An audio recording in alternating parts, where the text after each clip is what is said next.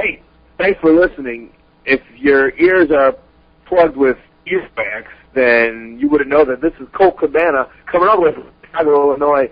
And not only am I listening to InYourHeadOnline.com, but I am on their website, and I am making fake posts under the name Skippy McGee. So if you see Skippy McGee, don't think it's me. All right, we're back. Welcome to In Your Head Wrestling Radio. I am the internet icon, the pride of the pilgrims, Jackie Jones, along with my right-hand man. 1-inch biceps, the power goat. Yeah. Oh, man. He's coming out right with the ba. How about that? That's pretty sweet. Joining us right off the bat is a man behind Wrestling Retribution Project. And in 2005, Larry Zerner, Shelley, Friday the 13th, Part 3, he told us to get us on the get this man on the show, and 7 years later, here he is. We've got Jeff Katz. Thank you for having me. Good to talk to you guys. Yeah. Send Larry my best if you talk to him. All right, we will. Just, in case you don't know this, we also do a horror show, so that's why we're talking. Well, that makes sense. I would say for having Larry on, I didn't think Larry was wrestling. Yeah. He's down with that. Now, if anyone wants to call in, the number is 508-644-8503. And get a couple people online. We'll get to you in a minute. Well, let everybody know you check out WrestlingRetributionProject.com. And I know you've probably been asked this a million times, but can you just explain the basic concept of the project? Yeah, the easiest way to put it would basically be if you imagine, if you, any of you that watch cable television programs, be it HBO, Showtime, FX, just the way sort of those scripted series work now, it's basically just imagine taking wrestling and kind of, instead of doing 52 weeks a year and an ongoing sort of thing, just trying to apply that kind of cable television model to it. So it's basically wrestling in a seasonal form, done ideally with some characterization and such that's slightly more adult and complex than sort of the standard norm in this day and age.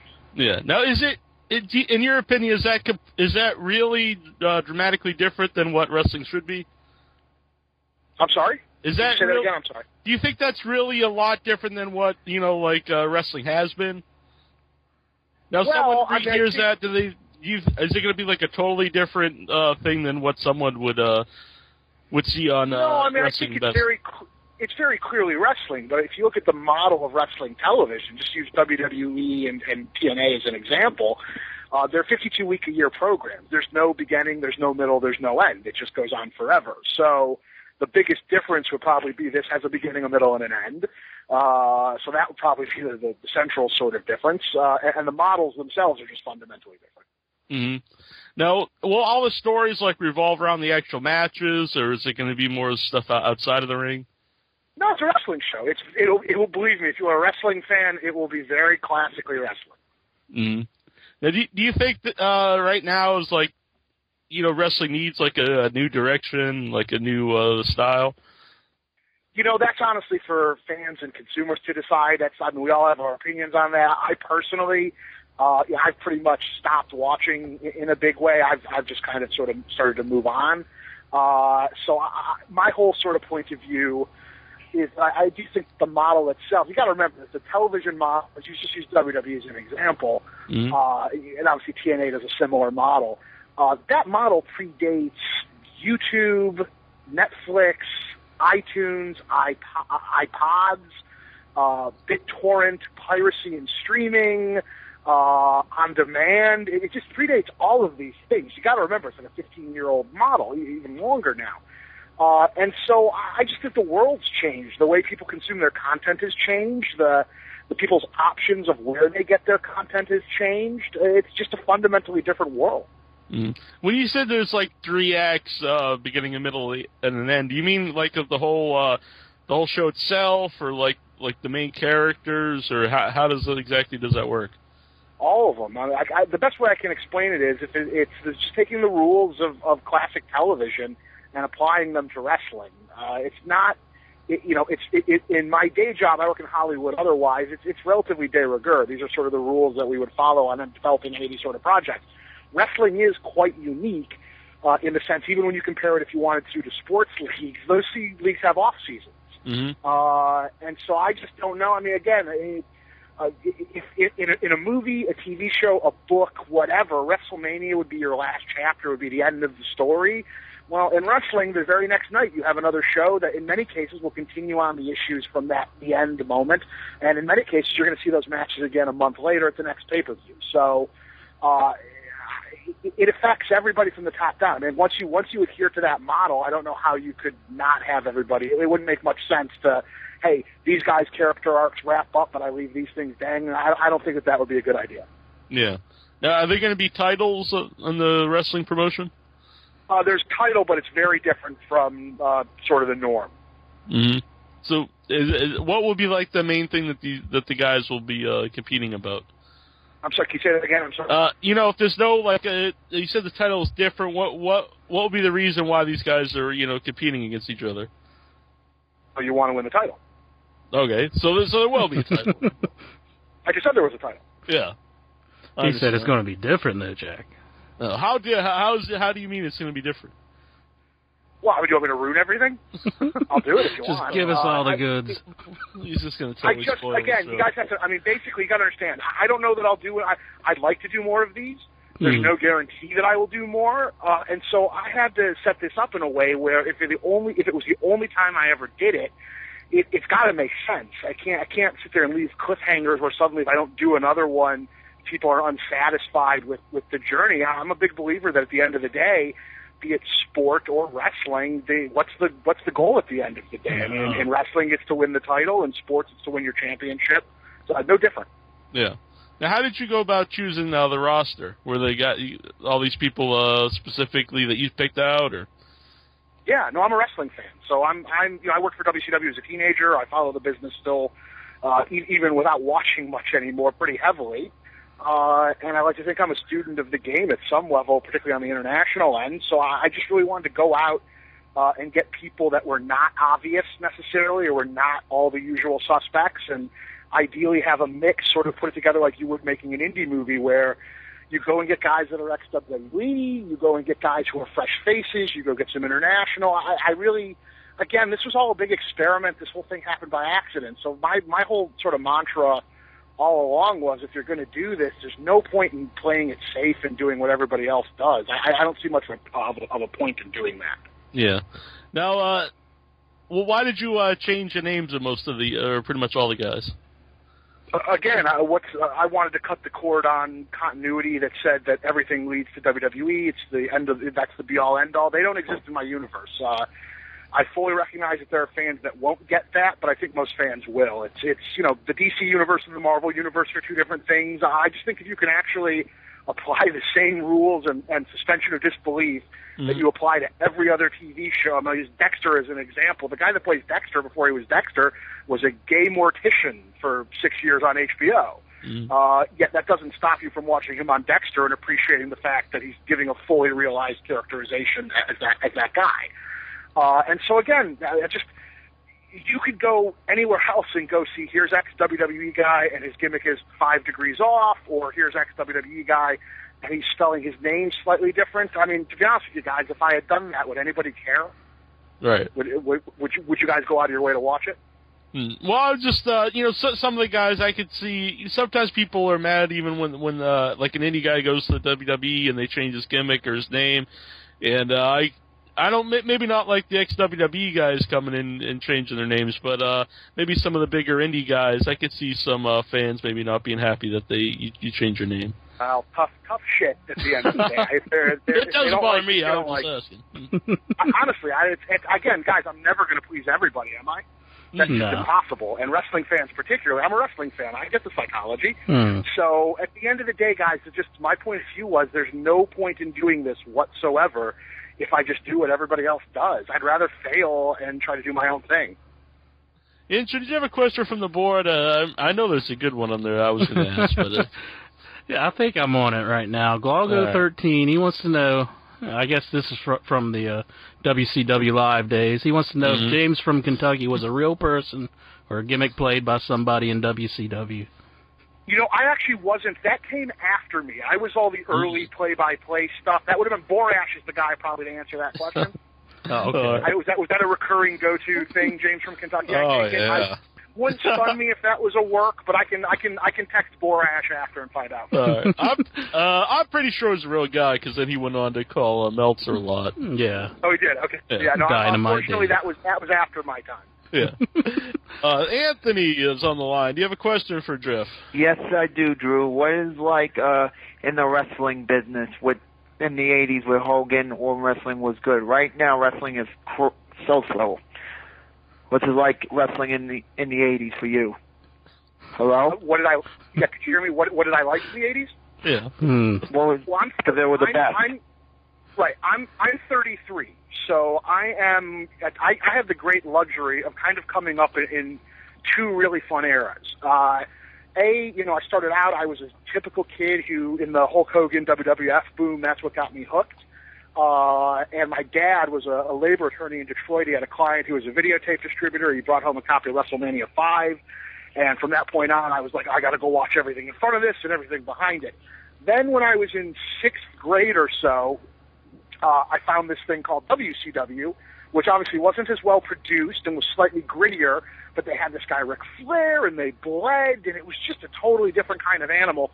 And really at that point, I had my gateway drug. So after that, I went and I started getting into Japan. I started getting into, all those other areas. So I was the sort of guy who, once I got hooked, I tried to be as much similar. I'm a movie geek. I tried to go back and watch as much old stuff as I had. So if you go and look at the 80s, I'm notorious with a lot of my friends in the business because I digitized my entire wrestling collection that I built over the years. So I have a terabyte hard drive with all my stuff that I kept. And so, depending on my mood, I may want to go watch some 80s All Japan. I may want to watch Mid-South. I grew up in Detroit, which is a great wrestling town. So come 87, you had WrestleMania 3, obviously. I was at Survivor Series when Undertaker beat Hogan when he first come out. I think it was his first a year anniversary in the business, if I remember correctly. Yes, it was 90. Yeah, so it, I again, and then frankly, I went through all the dregs of that, so through the very bad years then until you had the 90s boom. So I got to be around during all of that, and if you have my favorite guys, it's going to be a lot of the typical. I was Savage, Steamboat, Hogan, Flair, Barry Windham.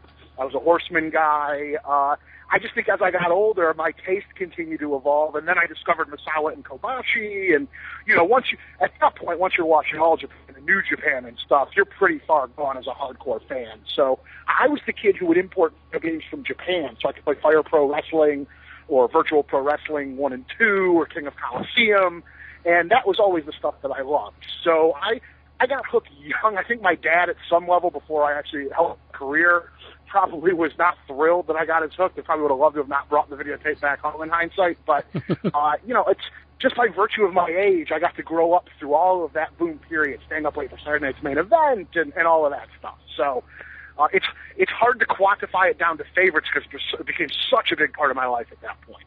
Even though when David Arquette won the belt, WCW, that was the final straw. Well, yeah, by that point, frankly, I don't think anybody would disagree with you. I think by that point, though, the sort of writing was on the wall. And honestly, at that point, I was out in Los Angeles already working at New Line and sort of started that portion of my career. It was sad, obviously, to watch what went on at the end. But I have to say, and I've said this a bunch in a bunch of the interviews I've done, for as much negative as you hear about WCW, for me personally, it was only positive, and it was really one of the best things that ever happened in my career. I had a great experience. It was good for me in anticipation of coming to Hollywood, and I made relationships and friends that I've kept for the rest of my life. So WCW for me was a uniformly positive experience. All right, thank you, Jack. I'll see you next week. Thanks. Who is Drew, by the way? What? I'm sorry? When he called in, he said Drew. I don't. There's no one on the show named Drew. I was just wondering who he's. I'll see you next week, Jack. All right, thanks, Anthony. You ain't going to get your answers. I guess not. Let's see. We got Eric on the line. Thank you, Drew. First of all, hi, Jeff Katz. This is probably the 6th interview I've heard with you, and I must say you are one of my favorites to listen to. But, thank you very much. I'm not going to blow you anymore. So you at least have to buy me dinner first before that. Let's at least do me the service of that. Well, Jack might have a problem with that. He's my bro job, but. That's right. And, So my question to you is, these characters, how did you come up with the idea of them? Or did you let them come up with their own ideas? Hello. Yeah, no, I, in most cases, had concepts that I had wanted to do in a lot of cases for a while. And really, for me, once I realized, because this whole thing was an act, this was not something I was planning on doing. And so once it started to seem like it was resonating a little bit, it was actually, I think, kind of cracking the model and the idea of kind of cutting the cord on the current chronology that really got me hooked to where I was like, I am going to go figure out a way to get this done. I want to go do it.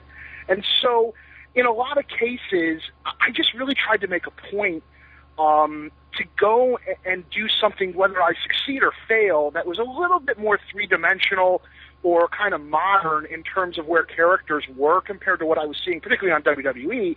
And a lot of that's just driven by the fact that, you know, the stuff that I watch no network television anymore. It's horrifying. Like, all I watch are cable shows.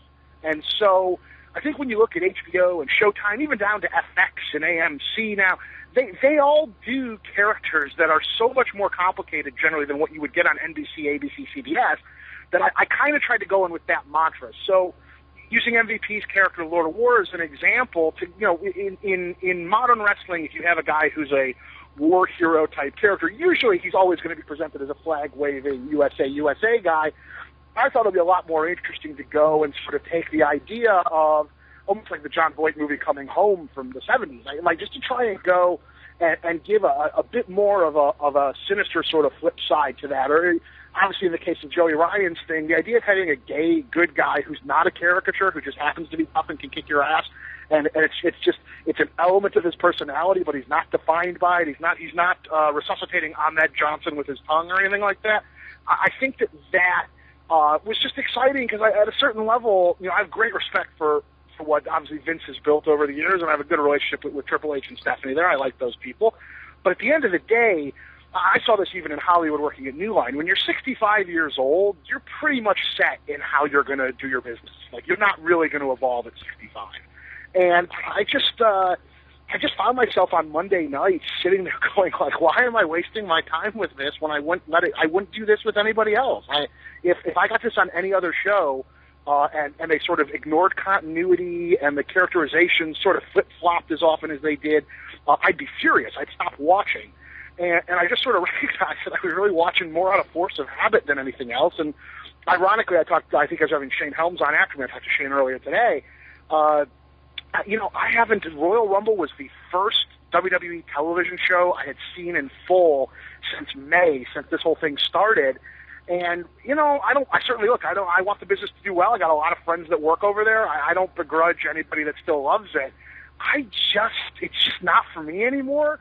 And so I was like, all right, if I'm going to stop, then I just assume kind of go out making my own kind of statement on it. And, you know, as we said earlier, some people will get it and like it. Other people won't like it. And then that's how the cookie crumbles. So in my view, the fact that I was able to go make it, get, I think, what is a pretty cool roster of talent, and ultimately get distribution, is kind of like, I've won at a certain level. I've gotten to do what I wanted to go do. And at this point, it's like sending your kid out to college. You just hope the kid doesn't get drunk and fall out of a dorm room or whatever. You basically just sort of hope for the best. And people will like it or they won't like it. You can't put a gun to their heads. And as you know, wrestling fans particularly, if they don't like it, I will be hearing about it consistently on Twitter, believe me. Speaking of Twitter and stuff, and, you know, you brought up the torrents. Why did you decide to do it on the Internet? Do you think, you know, that's really like where the future's going for entertainment? In terms of what? In terms of how I raise money or distribution or both, really. Well, I mean, to be honest with you, the Kickstarter and all that, I was just kind of trying to make a point. I was just tired of people complaining and not realizing, you know, guys, you just keep watching, they're not going to change. That's you know, if you're not happy with the way a studio is treating your favorite franchise, don't go to the next version of the franchise, because if you keep giving them their money, they're not going to think there's a problem.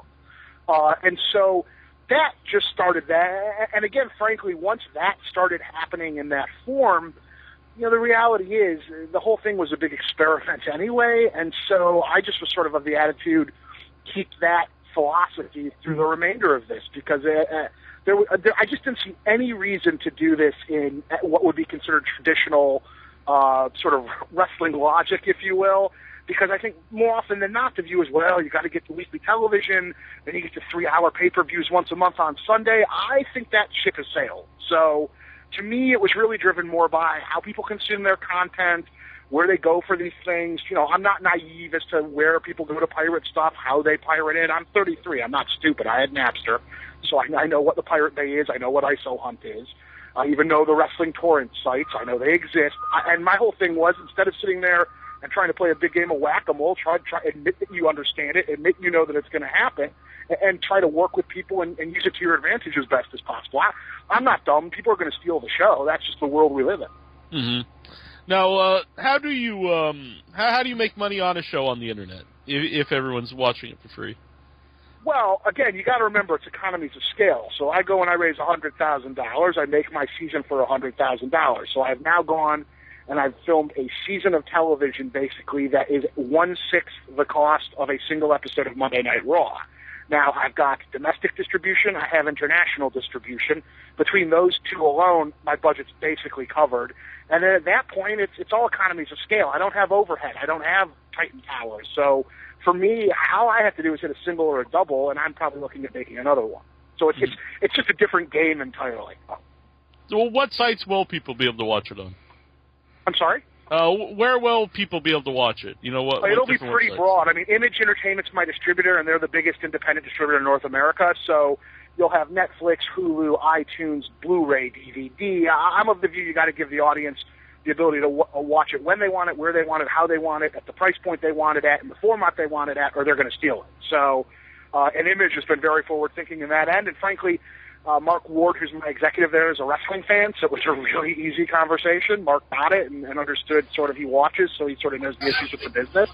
And they just embraced that from the jump. And again, it's economies of scale. For what it's going to cost them, they can afford to take the risk. If it was a $10 million project, then you're looking at a whole different Megillah. Mm-hmm. Now, I know Netflix just started with Lilyhammer's their first show, and I think they have some other ones playing. I think is the next season. Well, they have a bunch. They have the Kevin Spacey, David Fincher, Arrested Development's coming back. Yeah, you're going to see Hulu is doing the same thing. Mm-hmm. Have you watched Lilyhammer? I watched the first episode of Lilyhammer actually over the weekend. That was okay. I wasn't blown away by it. I've watched the whole season. I think actually a big problem with the show is not that I'm dumb or anything. I can't read, but this guy's calling in. If you call in, just be quiet. But is it the show's you have to read it to follow it. If you're on the internet, you're most likely looking at other websites, and the show, it's all subtitled. It's kind of hard to follow while you're trying to do some other stuff online. Right. Well, I think part of that's the issue with 3D television is they forget that people multitask. I'm never watching television without my laptop near me. Yeah. So But I mean, I think you're only going to continue to see them move in that direction because you got to remember, at the end of the day, Netflix doesn't own any of that content. Mm-hmm. And the game isn't owning libraries of content because at some point studios are going to sit and look at this and go, wait a minute, why are we allowing Netflix to collect monthly fees from millions of consumers on our content when we could just be doing that ourselves? It's easier said than done, but that debate's going to be had. Mm. Thanks for calling in, Eric. Yeah. I think he was all done anyway.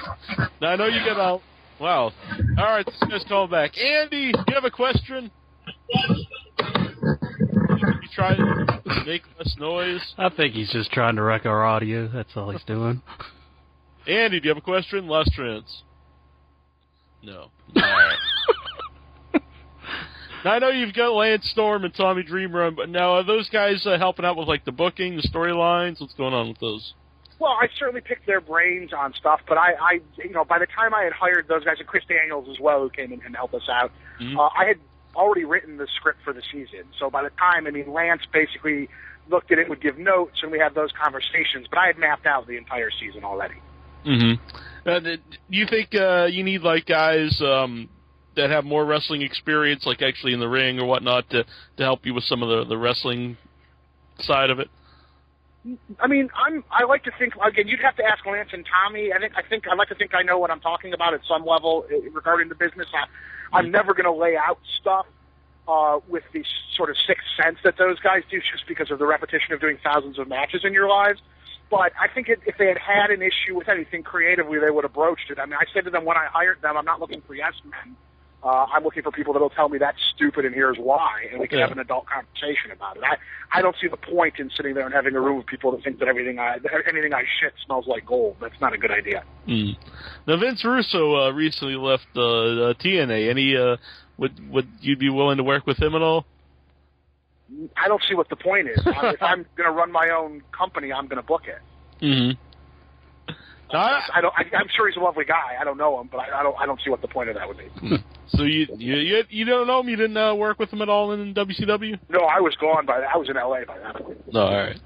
No, I was there. I was in WCW like during the fun part when we were winning. Right. I was in LA. The tide, I think, had started to turn by the time I got out to LA. I mean, I arrived in LA on my 20th birthday, so it had been December 29th, 98.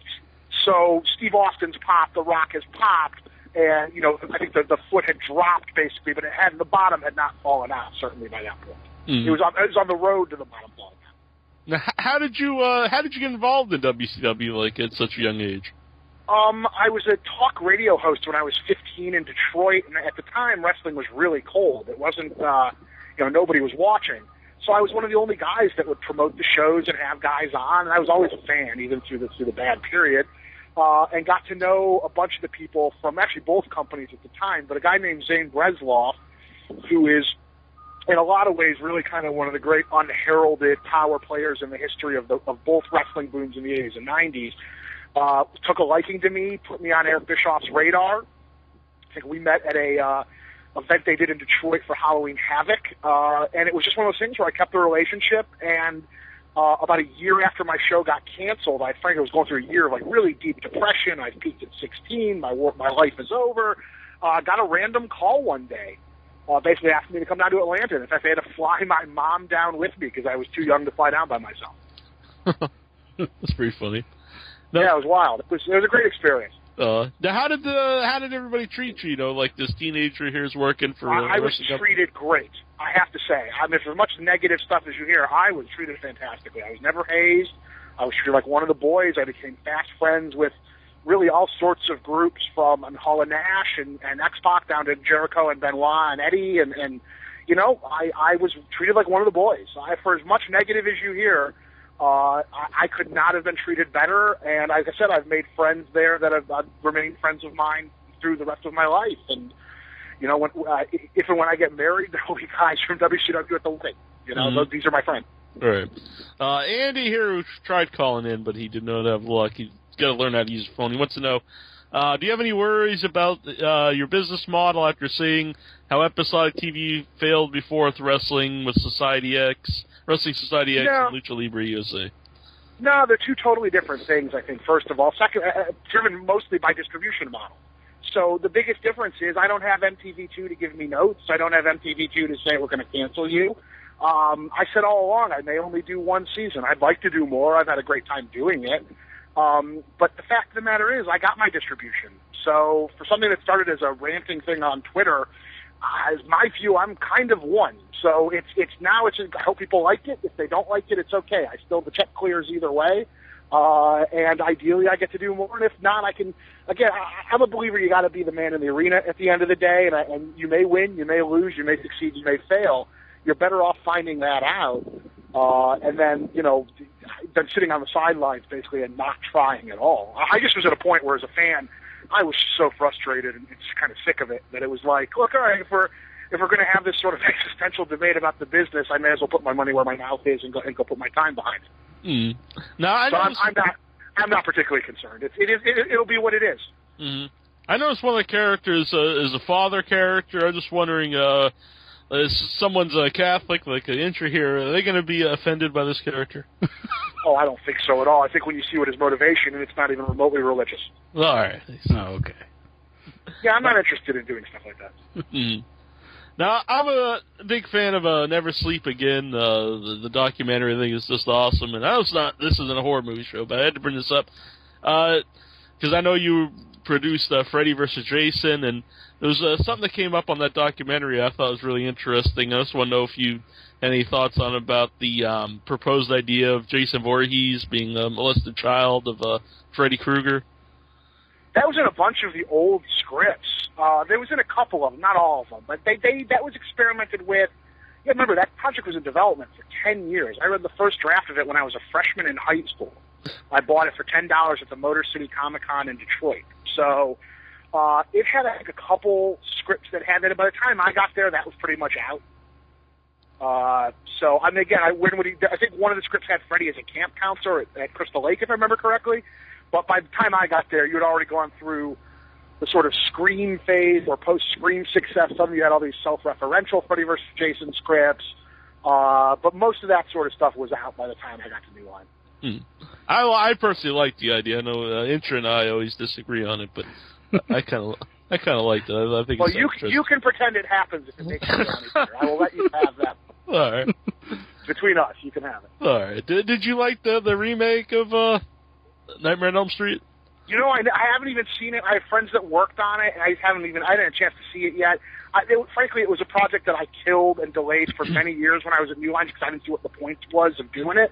I was just sort of like, for the cost of what you're going to pay, go make a Robert Englund one for half the money. You'll make a nice return. You know, my friends that worked on it didn't sound like they had the greatest time. I'll see it eventually, I'm sure. Yeah, it's just kind of a depressing film. It's not. It's just not. Yeah, I just never saw what the point was personally, but that's not my decision. Yeah. See, Jack, the more that Freddy molests people, it makes it depressing. Shockingly, molestation is not the most uplifting piece of subject matter for a film. Nah, I just want to see him hit people with buses and start laughing. And it's good stuff. Well, that's the again. I haven't seen it, so I can't talk about the humor or lack thereof or any of that sort of stuff. But that's the fact is, you live in a business now, or in a world where, in terms of these businesses, these things are brands. And they will continue to be updated and recycled because it's harder and harder to make original movies relative to what you got to go through financially in the current marketplace.